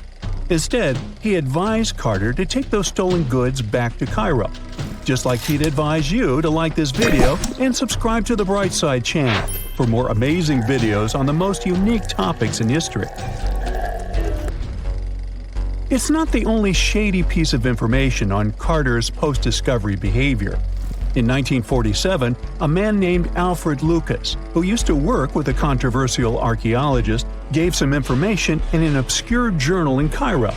He claimed that Carter sneakily cracked open the burial chamber door himself. Then he sealed it back up like nothing had happened before the official uncovering. Now, why would he do that? Well, the same theory suggests that Carter and his crew might have entered the tomb early so they could get their hands on some ancient goodies. Obviously, these people couldn't risk having such objects sold while they were still alive, but made sure they were auctioned off after they passed. Carter, though, never confessed to anything. He made no official denial either, but the Egyptian government couldn't risk any more mysterious disappearances, so they prohibited him from entering the tomb for a while. Some have connected this apparent stealing to the curse of King Tut. If you've never heard of it, know that it became quite the scary tale soon after King Tutankhamun's resting place was uncovered. It claimed that anyone messing with the tomb of the boy pharaoh would face some serious bad luck. It's not all dramatic like a mummy going on an aggressive spree, but word got out that the people involved in disturbing King Tut's lair met some mysterious, untimely ends. The main untimely passing related to this supposed curse is that of George Herbert, the 5th Earl of Carnarvon. He was this British aristocrat who helped fund the search for the tomb. He passed away just a year after the tomb was opened. Now, people love to call it mysterious, but it turns out that Herbert was already in pretty bad shape health-wise when he got to Cairo, and he ended up getting taken down by a regular disease. Now, let's talk numbers. There were a lot of people linked to this tomb opening: security guards, archaeologists, and supporting staff. And sure, a few of them did pass not long after the tomb started receiving visitors. As much as we'd like this curse to be true for the sake of, good storytelling, statistically, if you have a bunch of people connected to opening a tomb, you'd expect some passings just by random chance. The average lifespan for those supposedly targeted by the ancient curse was more than 20 years after the spell was supposed to kick in. Herbert's daughter even lived until the 1980s, that's half a century later. And Howard Carter himself lived until 1935, a solid 16 years after the big reveal. Some have suggested that the whole curse was nothing more than a careful PR strategy. You see, when Tut's tomb was found, Howard Carter wanted to make a priority out of keeping nosy reporters away. So he might have come up with a curse hanging over anyone entering the boy king's resting place. But what was stolen from King Tut's tomb anyway? Well, some jewelry to begin with. It might have been snatched by Howard Carter himself, according to a French specialist. He did some intensive research by looking at old pictures taken from inside the tomb back in the 1920s. He compared those images to various objects from museums and auction houses. He soon started to piece together the whereabouts of some of Tut's jewelry. First up, there's this collar that used to be on Tut's chest. It was all broken into pieces, and some parts went via Carter to the Nelson Atkins Museum in Missouri. Meanwhile, other bits ended up on a necklace owned by some unnamed people who tried to sell it in 2015 but failed. Even the Nelson Atkins Museum agrees, as they've confirmed the information on their website. Then there's a headdress piece. Some beads from it that once belonged to Tut apparently got stolen by Carter too. They were also strung into a necklace and are now being held at the St. Louis Art Museum. Another fancy collar made out of glazed ceramic magic spent some time at the Met, far away in New York. Thankfully, it was sent back to Egypt a bit over a decade ago. This seems to have been, as you'd expect by now, also stolen by Carter. Missing artifacts aside, King Tut still gave a ton of amazing objects that helped us learn more about this incredible ancient culture. Starting with the famous burial mask. It's this massive 21-inch gold art piece with semi-precious stones and glass paste. It weighs 22 pounds and showcases the boy pharaoh with a long beard and a headdress with a cobra and vulture. On the back, there's this spell from an important ancient Egyptian spiritual book that's supposed to make sure it works just as well in the afterlife. Tut was also apparently a board game enthusiast. They found 4 board games in his tomb, some made of ivory. Archaeologists also found a pair of gold sandals, though you'd imagine they were more for show than for comfort. In fact, the pharaoh probably never wore them in his lifetime. Now, speaking of fashion items, it turns out Tut was quite the fancy ruler. They even found a mannequin in his tomb that was used to pick out, adjust, and store his outfits and jewelry.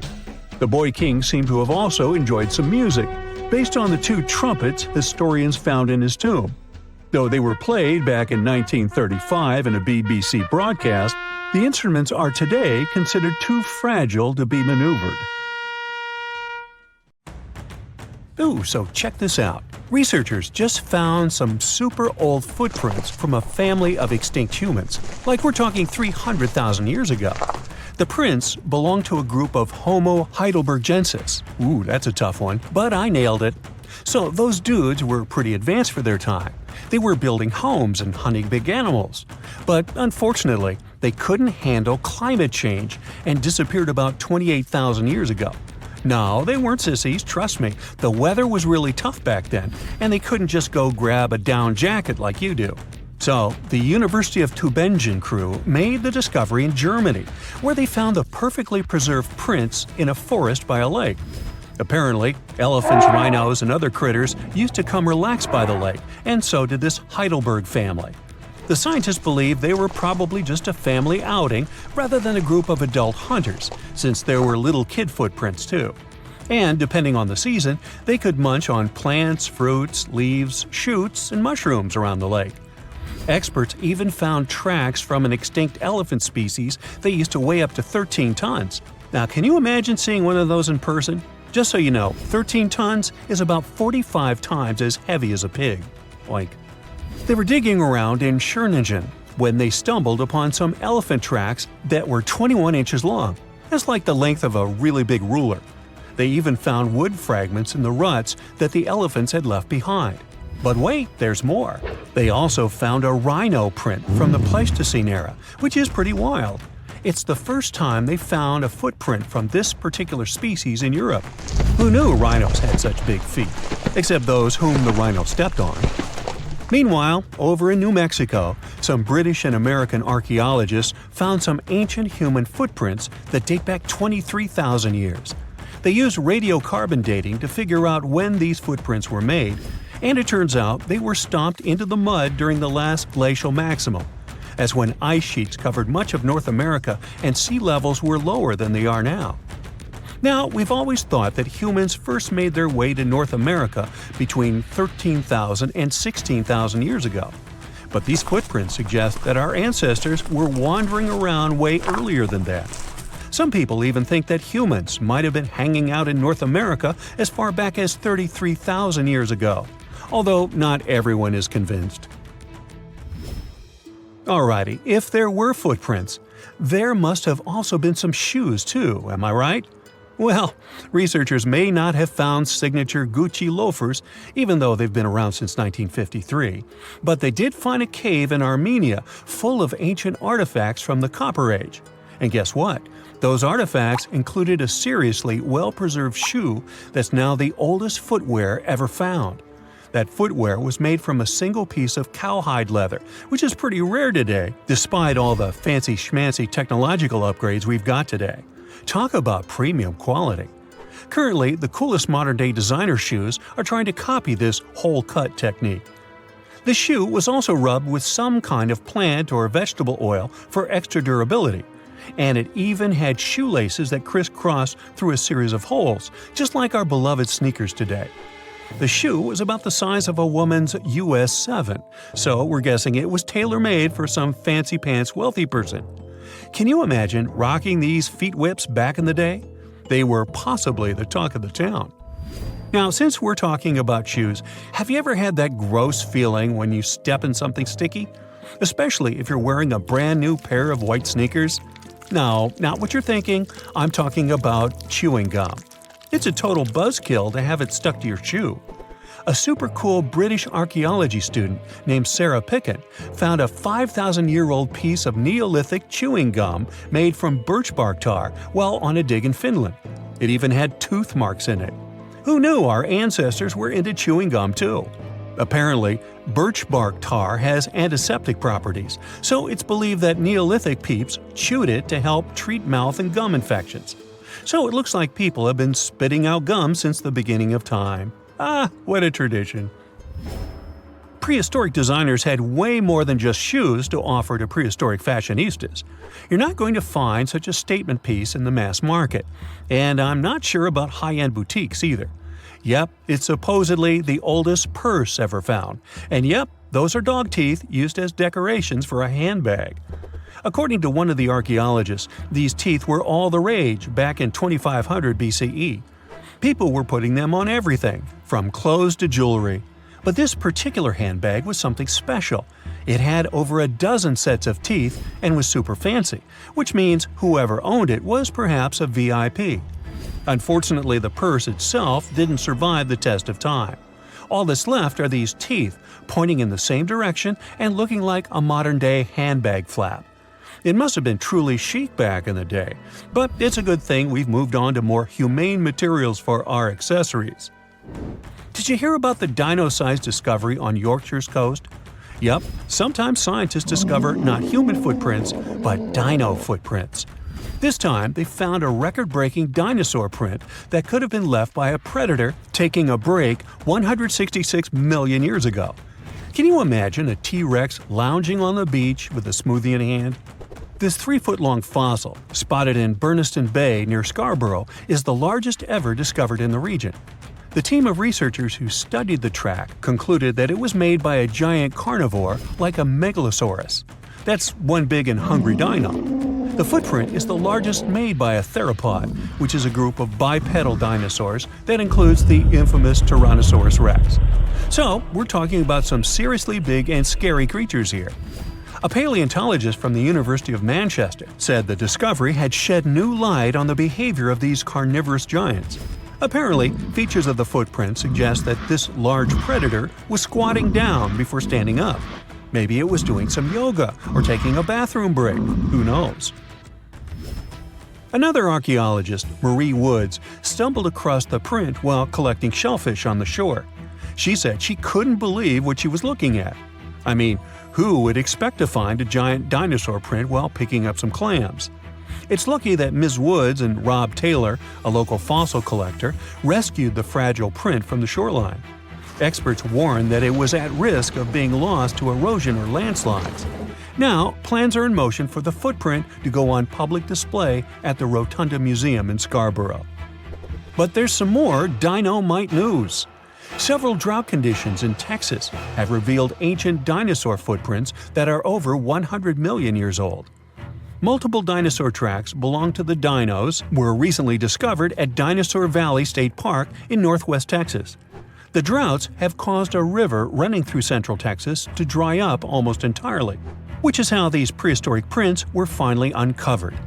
This guy was a real beast, measuring 15 feet and weighing in at 7 tons.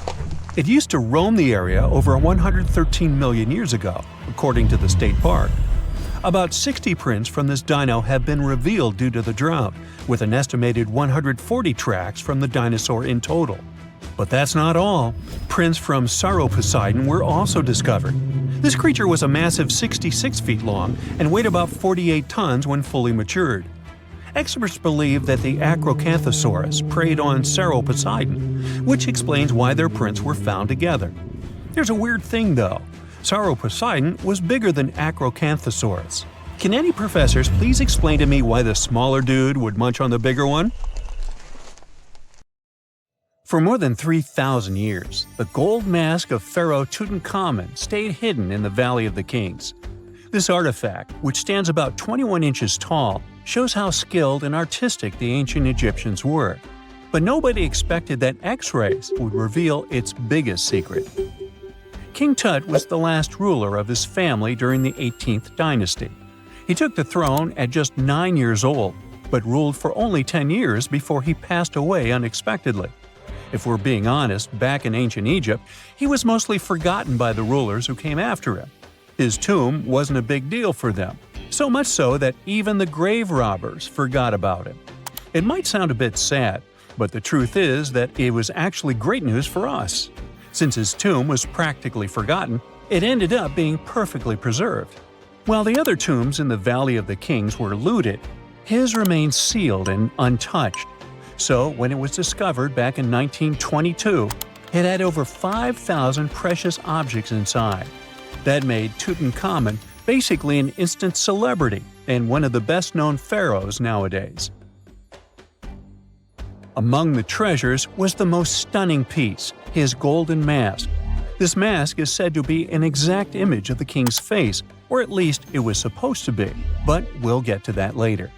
The purpose of this accurate representation of his face was to make sure that his soul would recognize him in the afterlife and return to his mummified body. In ancient Egyptian beliefs, this would allow him to continue living in the afterlife.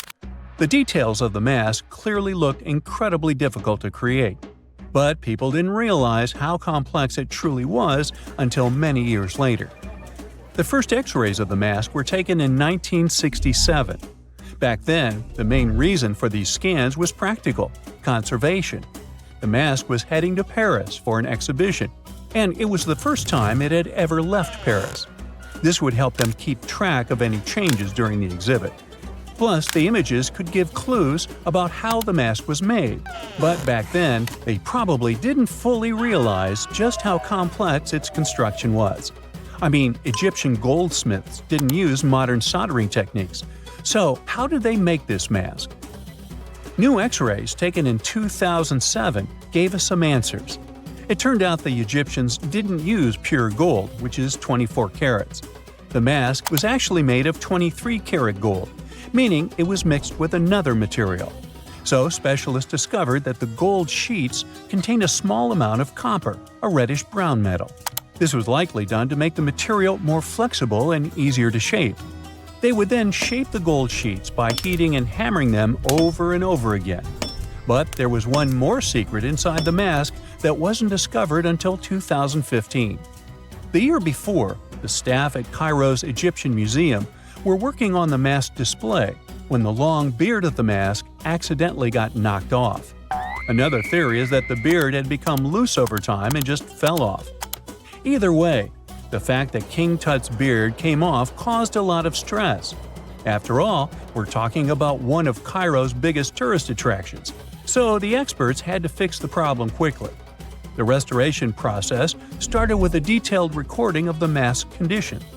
To do this, they had to take a full three-dimensional scan of the artifact, and, by accident, they found something very interesting in the mask. Inside the royal beard, there is a gold tube, an intriguing structure that the Egyptians likely used to attach the beard to the rest of the mask. And that proved, once again, that the process of making this mask was even more complex than experts thought. But the mysteries don't stop there. Remember how we mentioned that the mask was thought to perfectly represent King Tutankhamun's face? Well, that might not be entirely true. Some popular theories suggest the mask was never meant for him and was actually made for someone else. A study published in 2015 suggested the mask was originally made for a female pharaoh, his supposed stepmother, the famous and beautiful Egyptian queen Nefertiti. The biggest clue comes from an inscription on the mask. At first glance, it seemed to belong to Tutankhamun, but after a close examination, researchers noted that something else was actually written underneath King Tut's name. The royal name stamp seems to have been altered, and originally it had something written on it that translates to Queen Nefertiti. There is another feature of King Tut's golden mask that was overlooked for years, which adds even more mystery. As we mentioned earlier, experts believe he wasn't respected much by the pharaohs who came after him. And one of the clues that made archaeologists think this is the pierced ears on the mask.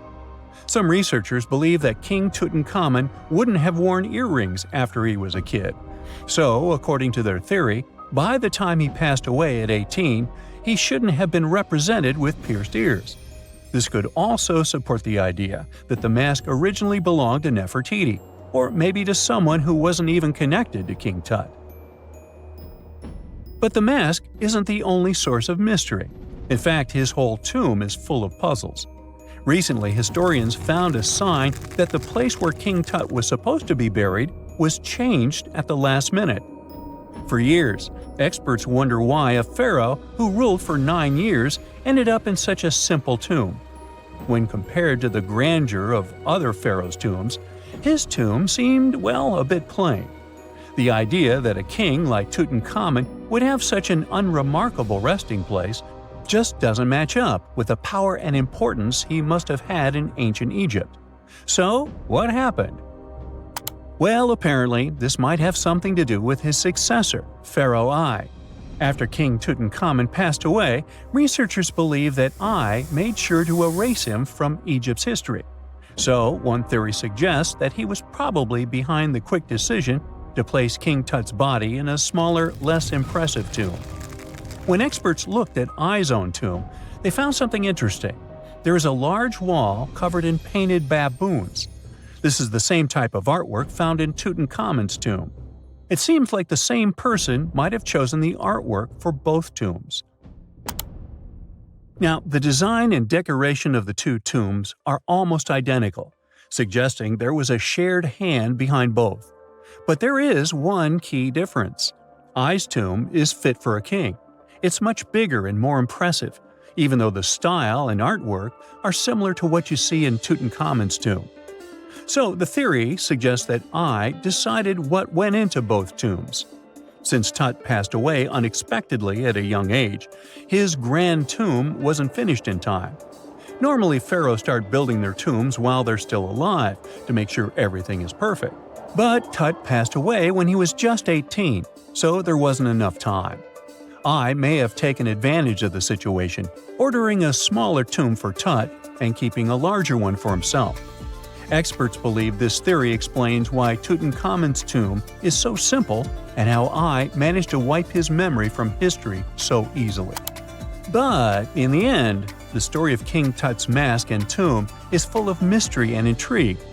Each new discovery sheds more light on what really happened all those years ago. But one thing is for sure, the secrets of ancient Egypt still have much to reveal, and King Tutankhamun will continue to fascinate people for years to come.